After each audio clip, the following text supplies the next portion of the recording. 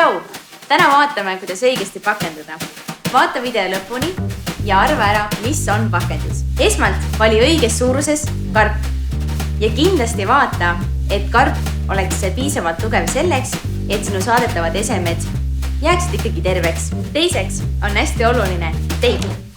Kindlasti vali ka teip, mitte nöör. Ja kui sa valid teibi, siis vali selline mõnus tummine teip. Ära vali maalriteipi, kuna maalriteip on tegelikult suhteliselt nõrk ja tuleb siit paki pealt lahti.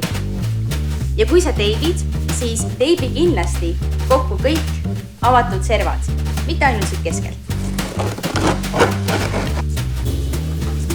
Kui sa pakid oma eset, siis vaata, et see oleks siin karbi sees kindlasti kaitstud ja et oleks kaitstud igast küljest.